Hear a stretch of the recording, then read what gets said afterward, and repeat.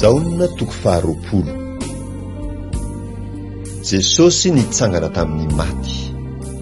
Jaona toko faharoapolo andininy voalohany hatramin'ny fahafolo. Ary tamin'ny andro voalohany amin'ny herinandro dia nandeha maraina koa mbola maizimaizina hankany amin'ny fasana Maria Magdalena ka nahita ny vato voaisitra tamin'ny fasana. Dia niazakazaka nankany amin'ny Simona Petera sy ilay mpianatra tiany Jesosy izy ka nanao taminy hoe: nalain'olona tao am-pasana ny Tompo ka tsy fantatraiza nametrahany azy. Dia nandeha Petera sy ilay mpianatra anankiray ka nankany amin'ny fasana. Ary niara-niazakazaka izy roa lahy. Ary ilay mpianatra anankiray niazakazaka nioatra ny Petera ka tonga taloha tao amin'ny fasana. Ary no niondrika ny tsirika izy dia nahita ny lamba-paty nipetraka teo, nefa tsy niditra tao izy. Ary avokoa Simona Petera nanaraka azy, dia niditra tao am-pasana ka nijery ny lamba-paty nipetraka teo, ary ny mosara izay nafehy ny lohany tsy mba nipetraka teo amin'ny lamba-paty fa voavalina mitokana. Ary tamin'izay dia niditra koa ilay mpianatra anankiray izay tonga taloha teo amin'ny fasana, ary nahita ka nino. Fa tsy mbola fantany ny soratra masina fa tsy maintsy hitsangana amin'ny maty Jesosy. Dia lasa indray ny mpianatra nody tany aminy. Jesosy niseho tamin'ny Maria Magdalena. Jaona toko faharoapolo andininy faha 12 hatramin'ny faha 20. Fa Maria nijanona nitomany teo ivelan'ny fasana, ary raha nitomany izy dia niondrika nitsirika ny tao am-pasana ka nahita anjely roa nitafy lamba fotsy nipetraka teo, ny anankiray teo an-doha tamin'ilay nandriny fatin'i Jesosy, ary ny anankiray teo an-tongotra. Ary hoy ireo taminy: raha vehivavy, nahoana ianao no mitomany? Dia hoy izy taminy: satria nalain'olona ny Tompoko ka tsy fantatro izay nametrahany azy.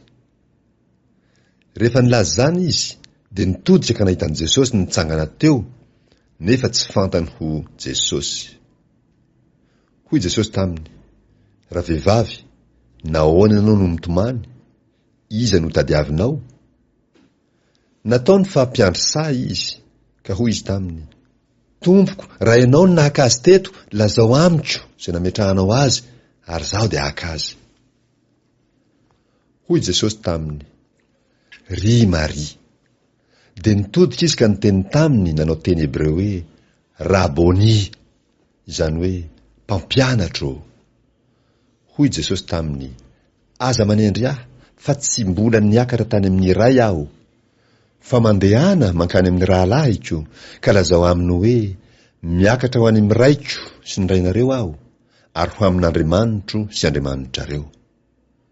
Dia tonga Maria Magdalena ka nilaza tamin'ny mpianatra hoe efa nahita ny Tompo aho. Sady izany teny izany no nolazainy taminy. Jesosy niseho tamin'ny mpianatra tsy teo i Tomasy. Jaona toko faharoapolo andininy faha 7 hatramin'ny faha 13. Ary rehefa harivan'ilay andro voalohany amin'ny herinandro, raha voarindrina ny varavaran'izay niangonan'ny mpianatra no ny fahatahorany ny jiosy, dia tonga Jesosy ka nitsangana teo afovoany, dia nanao taminy hoe fiadanana ho anareo. Ary rehefa nilaza izany izy, dia nasehony azy ny tanany sy ny lany vony, dia faly ny mpianatra raha nahita ny Tompo. Ary hoy indray Jesosy taminy: fiadanana ho anareo, tahaka ny nandrahandray ahy no andrahako anareo kosa. Ary rehefa nilaza izany izy dia nanisy fofinaina ka hoy izy taminy: raiso ny fanahy masina, na elokiza no avelanareo, dia voavely izany, ary na aniza kosa no tsy avelanareo, dia tsy voavely izany. Jesosy niseho tamin'ny mpianatra. Teo koa i Tomasy. Jaona toko faharoapolo andininy faha 14 hatramin'ny faha 17. Fa Tomasy, anankiray tamin'ny 12 lahy, ilay atao hoe Didimo, de tsy mba teo aminy raha tonga Jesosy. De hoy ny mpianatra sasany taminy, efa nahita ny tompo zahay. Fa hoy kosa izy taminy, raha tsy hitako eo amin'ny tanany ny olatry ny nomboana, ka ataoko eo amin'ny olatry ny nombona ny rantsan-tanako, ary ataoko eo amin'ny lany voany koa ny tanako, de tsy mba ino aho. Ary no ny afaka avaloana de tafangona teo indray ny mpianany, ary teo koa Tomasy.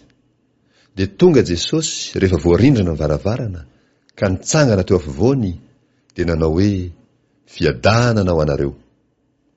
Ary hoy izy tamin'ny Tomasy, atehefo eto ny rantsan-tananao, ka jereo ny tanako, ary atehefo eto koa ny tananao, ka ataovy amin'ny lany voako, ary aza ho isan'izay tsy mino, fa minoa. De namaly Tomasy ka nanao taminy hoe, Tompoko sy Andriamanitro. Hoy Jesosy taminy, satria nahita ahy ianao, de nino. Sambatra kosa izay tsy nahita, nefa nino. Ny tanjon'ny filazantsara araka ny Jaona 20:17. Ary nisy famantarana maro hafa koa nataon'i Jesosy teo imason'ny mpianatra, izay tsy voasoratra amin'ity boky ity. Fa voasoratra izao mba hinonareo fa Jesosy no Kristy, zanak'Andriamanitra, ary mba hananareo fiainana amin'ny anarany raha mino ianareo.